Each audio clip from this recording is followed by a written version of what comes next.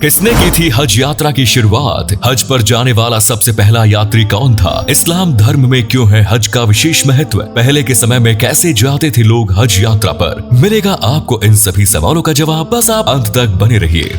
कहा जाता है कि जब से ये दुनिया बनी है तभी से हज का विशेष महत्व रहा है। धरती के पहले इंसान हजरत आदम अलैहिस्सलाम ने पहाड़ों से पत्थर लाकर मक्का में काबा की नींव रखी थी और इस जगह पर वे अल्लाह की इबादत किया करते थे। लेकिन समय के साथ यहाँ सब कुछ बदल गया। तेज आंधी और तूफान में काबा भी ढह गया, लेकिन उसके बाद भी काबा की नींव को कोई नुकसान नहीं हुआ और वो पूरी तरह सुरक्षित था। आज से लगभग 4000 साल पहले हजरत इब्राहिम अपनी पत्नी हजरत हाजरा और बेटे इस्माइल के साथ अरब आए थे। हजरत इब्राहिम भी अल्लाह के एक नबी थे। अल्लाह ने इब्राहिम को हुक्म दिया कि वे अपने परिवार को यहीं छोड़कर चले जाएं। इब्राहिम अल्लाह के हर हुक्म को अमल में लिया करते थे। इब्राहिम अपनी बेगम हाजरा और बेटे इस्माइल को छोड़कर फिलिस्तीन चले गए। हजरत और इस्माइल को जो खाने पीने का सामान इब्राहिम देकर गए थे वो कुछ समय बाद खत्म हो गया था। अब हाजरा और इस्माइल का भूख और प्यास से हाल बेहाल हो रहा था। दूर दूर तक रेगिस्तान था जहाँ पानी मिलने के कोई आसार नहीं थे। हाजरा ने अपने बेटे इस्माइल के पास बुझाने के लिए पानी ढूंढने की बहुत कोशिश की। इस दौरान सफा और मरवा की पहाड़ियों पर हाजरा ने 7 बार चक्कर लगाए, लेकिन उन्हें पानी नहीं मिला। वहीं दूसरी ओर इस्माइल का रो रो कर बुरा हाल हो रहा था और रोते हुए इस्माइल ने अपना पैर जमीन पर मारा। अचानक उस जगह जमीन से एक पानी का फव्वारा निकल पड़ा। कहा जाता है कि अल्लाह ने ही वो पानी स्रोत वहां बनाया था और जिस जगह से वो पानी निकला था वो जगह आज भी मक्का में मौजूद है। इसे आबे जमजम का पानी कहा जाता है, जो पवित्र होता है और काफी स्वादिष्ट भी माना जाता है।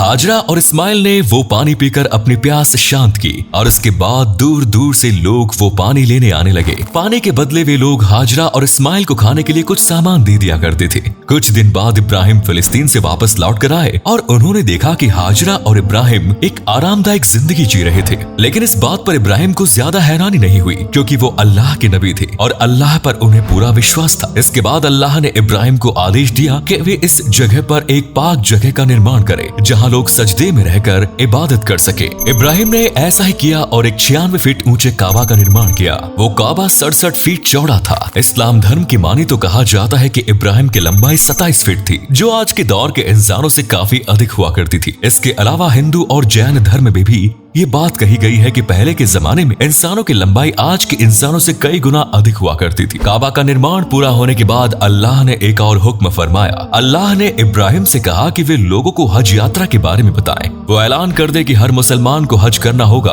और यहाँ आकर इबादत करनी होगी। इब्राहिम ने अल्लाह से कहा कि यहाँ पर मैं हज का ऐलान करूंगा तो मेरी बात कौन सुनेगा? यहाँ दूर दूर तक कोई इंसान नजर नहीं आता। अल्लाह ने कहा कि तुम्हारा काम सिर्फ आवाज देना है और उसे लोगों तक पहुँचाना मेरा काम। इसके बाद इब्राहिम एक पत्थर पर खड़े होकर चिल्लाकर हज का ऐलान करते हैं। अल्लाह ने इब्राहिम को आवाज को इतना बुलंद कर दिया कि दुनिया के हर इंसान को इब्राहिम की आवाज सुनाई दी। न सिर्फ इंसानों को बल्कि पेड़ पौधे जानवरों के अंदर भी हज करने को लेकर इच्छा जागृत होने लगी। इसके बाद इब्राहिम ने सबसे पहले हज किया, क्योंकि अल्लाह के हर फरमान पर उनके नबी ही सबसे पहले अमल किया करते थे। लेकिन धीरे धीरे लोगों ने काबा में अपने अपने इष्ट देवी देवताओं की पूजा करनी शुरू कर दी। यहाँ पर मूर्ति पूजा भी की जाने लगी। लगभग 2500 साल ऐसे ही बीत गए। इसके बाद आज से 1400 साल पहले अल्लाह के अंतिम नबी हजरत पैगम्बर मोहम्मद ने धरती पर जन्म लिया। पैगम्बर मोहम्मद के जन्म से पहले धरती पर हाहाकार मचा हुआ था। लोग एक दूसरे की जान के प्यासे हो रहे थे। हर जगह लड़ाई झगड़े के सिवा कुछ नजर नहीं आ रहा था। महिलाओं और बच्चों पर भी अत्याचार हो रहे थे। कहीं धर्म को लेकर तो कहीं काले गोरे को लेकर लोग आपस में लड़ रहे थे। पैगंबर मोहम्मद ने अल्लाह रसूल बताए और कहा कि सभी अल्लाह के नेक बंदे हैं और इन बातों पर बहस करने का कोई फायदा नहीं। कहा जाता है कि सन 628 ईस्वी में पैगंबर मोहम्मद ने अपने 1400 साथियों के साथ एक बार फिर हज की शुरुआत की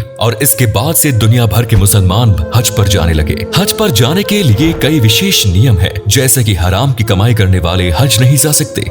जिसने किसी से पैसा उधार ले रखा है वो भी हज जाने के काबिल नहीं है। केवल पाक और सच्चे दिल से अल्लाह की इबादत करने वाले ही हज पर जा सकते हैं। दुनिया भर से लगभग 20 से 25 लाख लोग हर साल हज पर जाते हैं। इस्लामिक कैलेंडर के 12वें महीने धूल हिज्जा की 8 से 12 तारीख के बीच हज की जाती है। इस्लाम धर्म में हर मुसलमान के लिए 5 कर्तव्य बताए गए हैं: कलमा पढ़ना, नमाज पढ़ना, रोजा पढ़ना, हज करना और जकात करना। इसमें से जकात और हज पर जाना सभी के लिए जरूरी नहीं है। जिनकी आर्थिक स्थिति अच्छी है है उन्हें जकात और हज जरूर करना चाहिए और बाकी लोग अपने सामर्थ्य के अनुसार इबादत कर सकते हैं और जकात भी कर सकते हैं। आजकल अधिकतर लोग हवाई मार्ग के जरिए ही हज मक्का तक पहुंचते हैं। मक्का के सबसे करीब का एयरपोर्ट जेद्दाह एयरपोर्ट है और उसके आगे का सफर गाड़ी या बस से किया जाता है। लेकिन पहले के समय में लोग ऊंट और बैलगाड़ी के जरिए हज तक पहुंचते थे और अन्य देशों से आने वाले लोग पानी के जहाजों के जरिए समुद्र पार करके हज तक पहुंचा करते थे और आगे का सफर फिर ऊंट के जरिए या पैदल ही किया करते थे। हाल ही में भारत के केरल के रहने वाले शिहाब चित्तूर पैदल हज पर जाने के लिए निकले हैं और इस दौरान वे 8600 किलोमीटर का सफर पैदल तय करके मक्का शरीफ पहुंचेंगे, जहां वे अगले साल होने वाले हज में शामिल होंगे।